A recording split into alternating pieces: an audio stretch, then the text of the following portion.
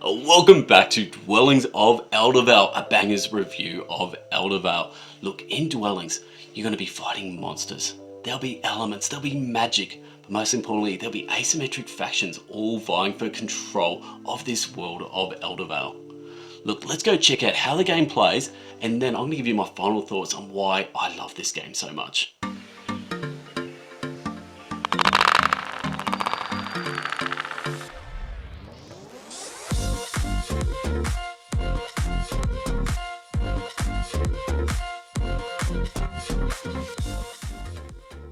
In this Wonder 5 player game by Luke Laurie, you are this faction. Now, when you get to choose a faction, they're dual-sided boards, so you're going to pick a faction.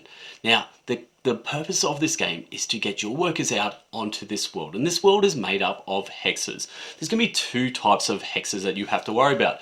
The elemental realm hexes. These are going to be your colorful hexes. This is going to be where you're going to be collecting resources, but these are the spots where you're going to be putting your dwellings on. The next ones we have are the ruins, and there's 5 different types in the base game of these ruins.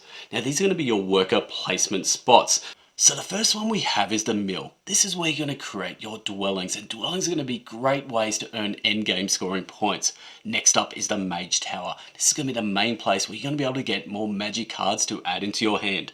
The fortress. The fortress is where we're going to grab some gold, and gold is wild resources. Next, the portal. The portal is how we're going to summon in new workers into our ready player area. And finally, the dungeon. This is how we're going to grow Eldervale. So we're going to grab some more elemental realm tiles to go around the outskirts of Eldervale, and on top of that we can purchase 1 to 2 adventure cards.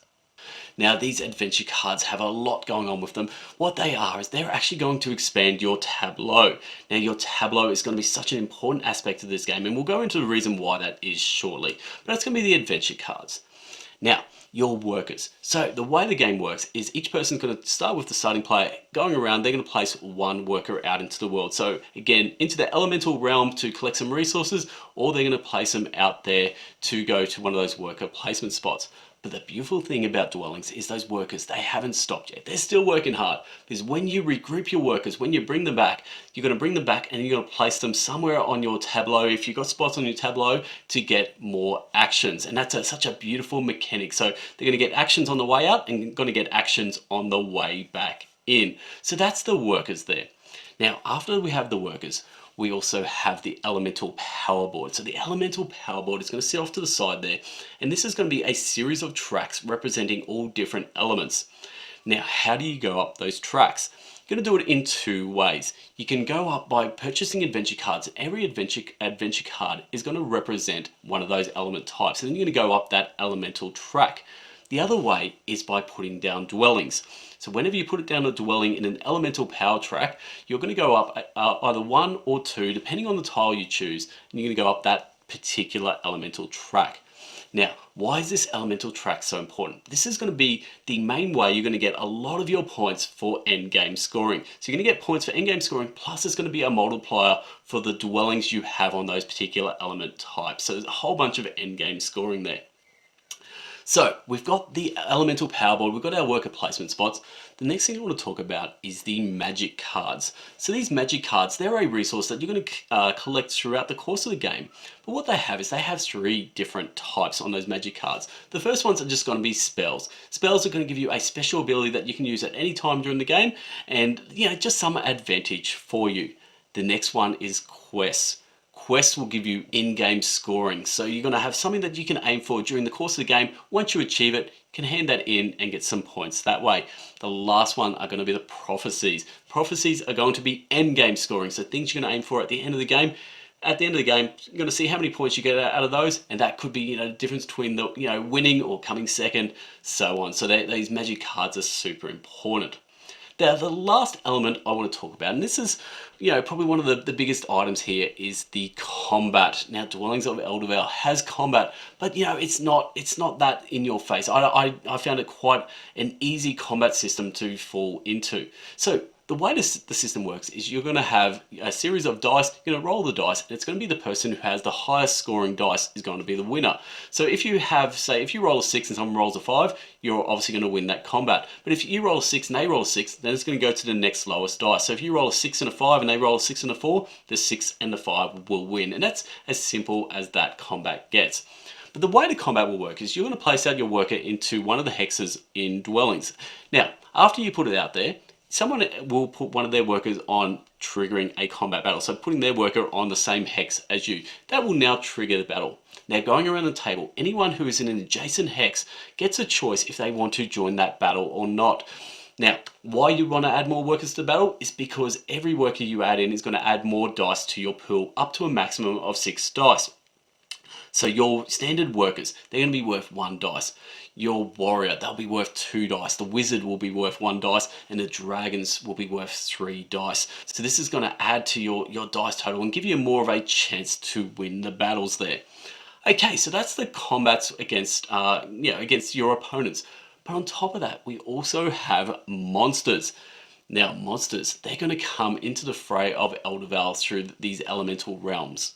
Now, when you get close to the monsters, they will rush you.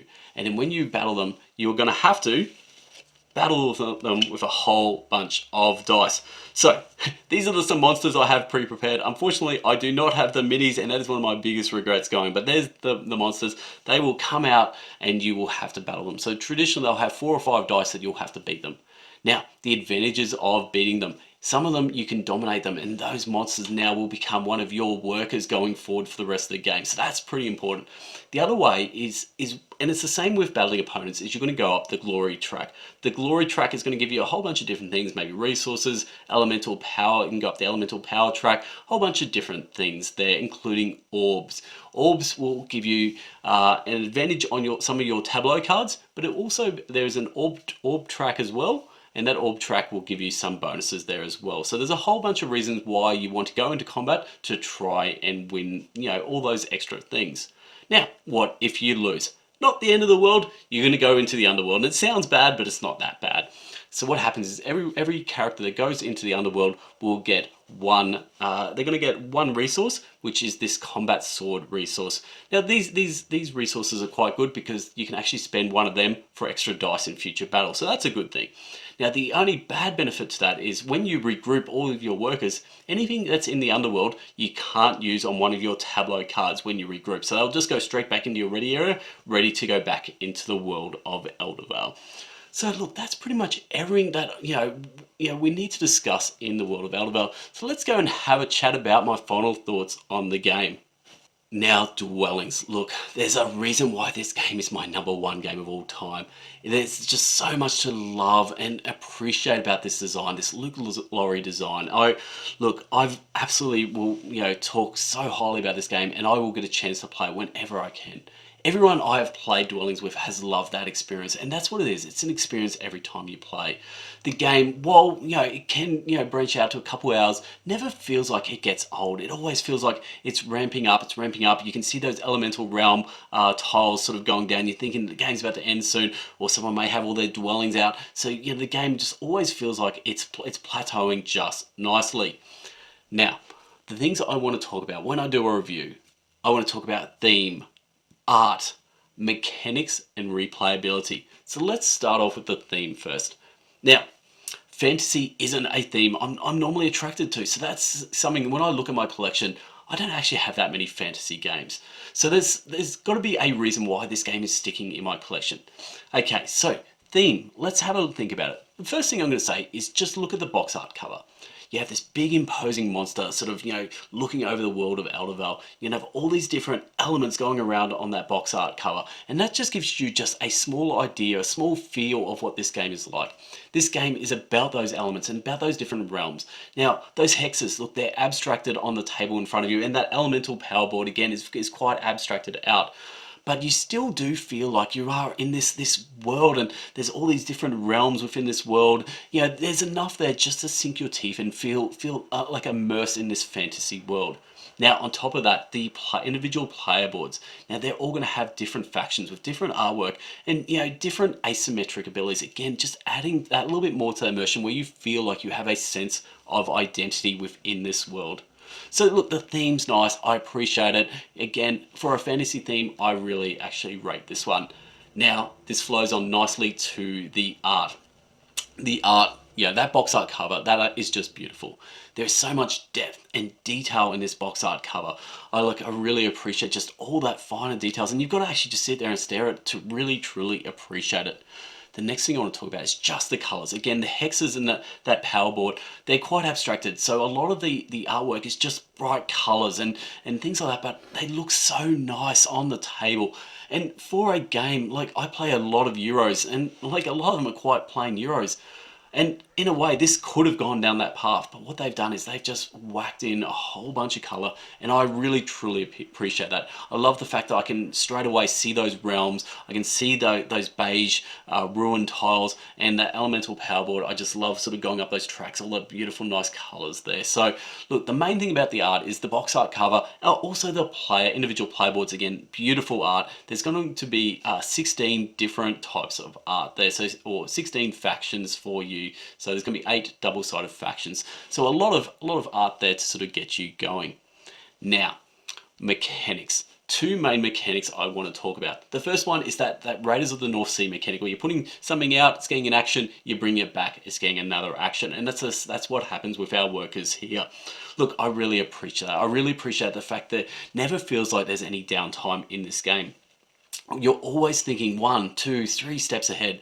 Your workers, you're going to place your workers out. You're thinking about where am I going to place the next workers, because you're going to have to put them, close by to that previous worker that you put out. So you're thinking about where am I going to place it out? What's the best spot? Where do I want to go from there?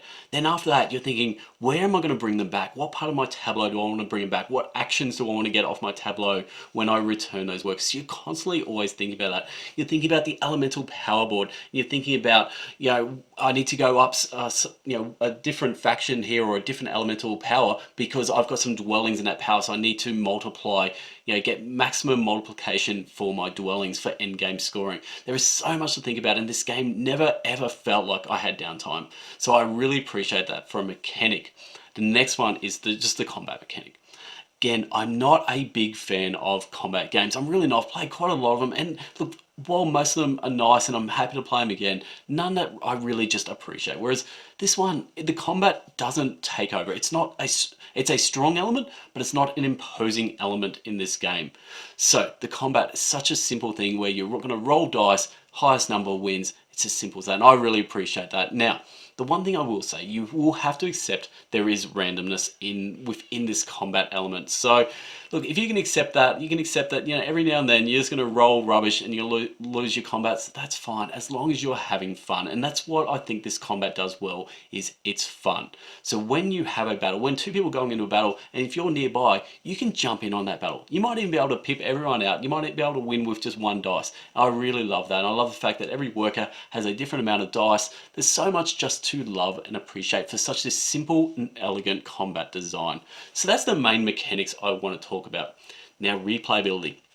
Look, there's a fair bit there. Every time you lay out the hexes, they're all going to be different. So, yeah, the world's just going to feel a little bit different each time you do that. There's going to be 8 different factions, so 8 different colors, 8 different monsters, like a whole bunch of different things going on there. So you're going to feel, again, every game's just going to be tweaked that a little bit differently.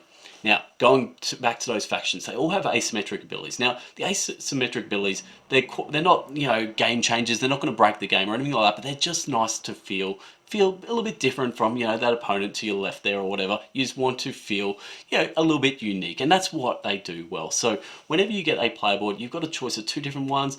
So again, adds a little bit more replayability. You might have a favorite color, but then you have 2 different factions you can choose from that color, or you might just want to choose a brand new different color. So a lot of different factions to choose from there, and a lot of different monsters, and a whole bunch of different things, just to make this game, just not feel stale. So whenever I've played it, look, everyone has asked for it again. So there's got to be something about this game that people want to keep replaying it. Now, this leads nicely into my final thoughts. Look, this game was my #1 game of all time. So when I did my top 10, it was this versus Sleeping Gods, and this ended up coming out in front. This game is a game I'm passionate about. It's a game I love getting to the table. Look, it's a big box. Look, it takes up a lot of room on my shelves, but I don't care. Look, I don't even have the minis. Look, I've got the standees, and I'm still happy. I'm still wrapped. It is still a great game. So, Why is this my #1 game of all time? I think it is because those mechanics. I do love the fact that there is no downtime. I love the fact that I finally found a combat game that I can just get into. It's not going to sort of, you know, blow my mind, but I still just feel like I'm having fun every time I do it. I love the art, I love the colors on the table, I love just everything about that aspect of it.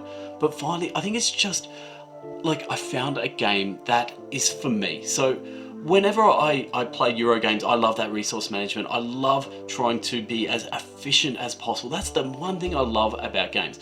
Whereas this game has a bit of that, but it also has a bit of other things going on, like the magic cards, the adventure cards, the elemental power track, the combat. There's just so much going on. Putting down your dwellings, it's almost like a race to the nice dwelling spots as well. So there's a whole bunch of things going on, and to me, it just blends just perfect for a game for me.